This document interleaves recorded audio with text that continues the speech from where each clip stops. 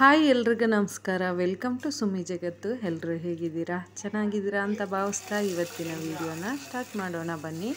ಇವತ್ತಿನ ವಿಡಿಯೋ ಬಂದು ಒಂದು ಹೊಸ ಥರದ ಮೂಲಂಗಿ ಸಾಂಬಾರನ್ನ ಮಾಡ್ತಾಯಿದ್ದೀನಿ. ಅದನ್ನು ಮಾಡೋದು ಹೇಗೆ ಅಂತ ನೋಡ್ಕೊಂಬರೋಣ ಬನ್ನಿ.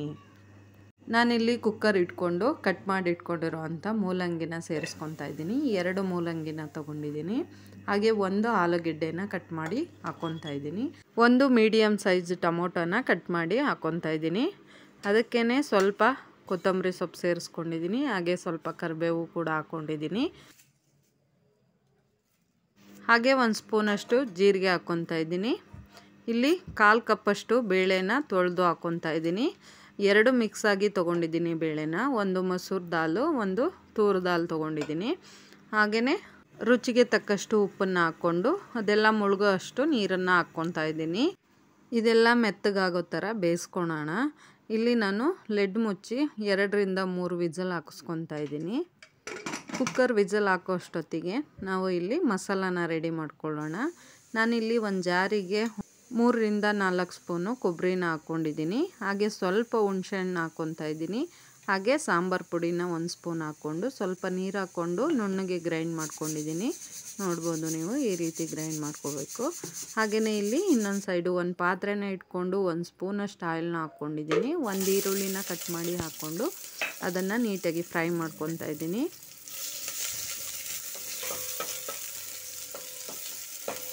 ಆವಾಗಲೇ ಕುಕ್ಕರಲ್ಲಿ ವಿಸಲ್ ಹಾಕ್ಸ್ಕೊಂಡಿದ್ದೀವಲ್ಲ ತರಕಾರಿ, ಅದನ್ನೆಲ್ಲ ಇವಾಗ ಈರುಳ್ಳಿ ಫ್ರೈ ಮಾಡಿ ಇಟ್ಕೊಂಡಿರೋ ಅಂಥದ್ದಕ್ಕೆ ಸೇರಿಸ್ಕೊಳೋಣ.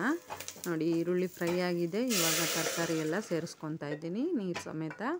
ಇದಕ್ಕೆ ಆವಾಗಲೇ ರುಬ್ಬಿಟ್ಕೊಂಡಿರೋ ಅಂಥ ಮಸಾಲಾನ ಸೇರಿಸಿ ಎಷ್ಟು ಗಟ್ಟಿ ಬೇಕೋ ಅಷ್ಟು ಗಟ್ಟಿಗೆ ಸಾಂಬಾರನ್ನ ಮಾಡ್ಕೊಳ್ಳೋಣ.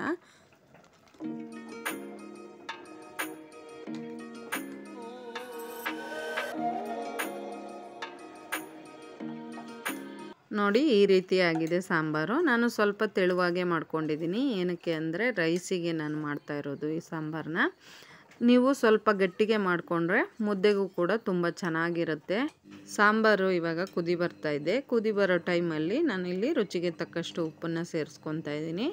ಸಾಂಬಾರು ಇವಾಗ ಆಗಿದೆ. ಇದಕ್ಕೆ ಒಂದು ಒಗ್ಗರಣೆನ ಹಾಕ್ಕೊಂಡ್ರೆ ಮೂಲಂಗಿ ಸಾಂಬಾರು ರೆಡಿ ಆಗುತ್ತೆ. ನಾನಿಲ್ಲಿ ಒಂದು ಒಗ್ಗರಣೆ ಪ್ಯಾನ್ನ ಇಟ್ಕೊಂಡು 1 ಸ್ಪೂನಷ್ಟು ಆಯಿಲ್ನ ಹಾಕ್ಕೊಂಡು ಸ್ವಲ್ಪ ಸಾಸಿವೆ ಹಾಕ್ಕೊಂಡಿದ್ದೀನಿ.